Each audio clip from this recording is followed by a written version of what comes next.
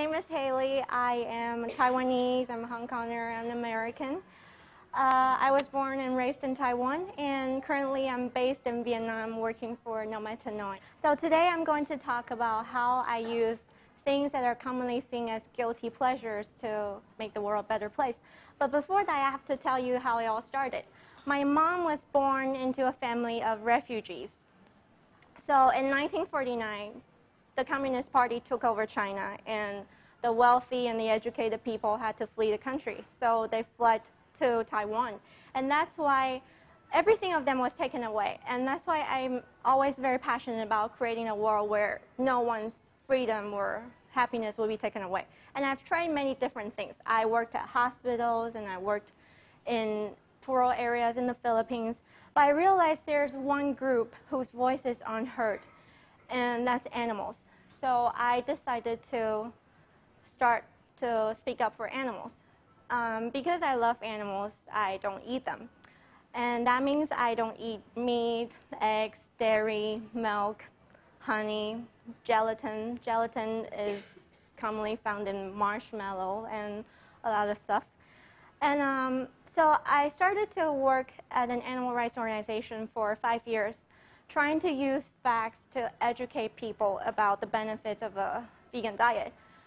For example, research has shown that animal protein has been linked to diseases such as cancer, heart disease, strokes, and others.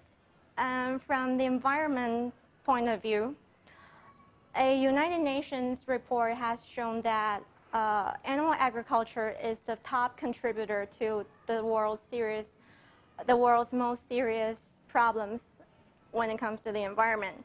And also, we're currently growing food that's enough to feed 10 billion people, but there's 1 billion people in the world starving every day because we're feeding the majority of the grains to animals who we later raise and kill for food. And there's another aspect, and that is very obvious, that's the animals. Scientists have found that animals have feelings just like we do, but we don't really need scientists to tell us that. We know that they have families and friends, and they have emotions just like we do. And I've always felt very connected to animals. But after working at an animal rights organization for 5 years and trying to use facts to educate people, I realized that facts don't work for everyone. So I decided to switch my approach, and instead of trying to give people facts, I started to show people the alternatives, trying to show them that there's another way. There are more choices that we can make that are healthy and also very environmentally friendly. So my first mission is to change the stereotype about vegans. When it comes to vegans, people think, okay, that's what vegans eat. And trust me, if you ask anyone that I know, I don't eat salads. I probably should eat more, but I don't eat enough. Instead, that's what I eat. So I eat pizzas, burgers, cakes, pastas, basically everything that non-vegans eat, just vegan versions. And I didn't enjoy eating before, but nowadays I consider myself a vegan foodie. I started my Instagram account, so I post about vegan food that I eat and information on health and travel tips and all that. So food is something that's often seen as a guilty pleasure, but my approach is to use that and try to shift it to a positive angle to show people the alternatives, and it worked.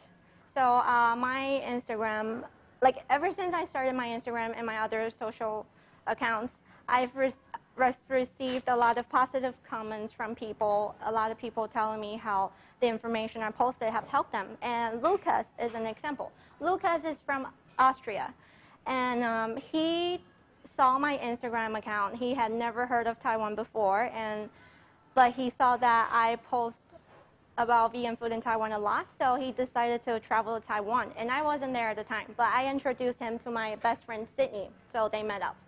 And he was not only amazed by the food in Taiwan, but also the nature of Taiwan and the people's friendliness.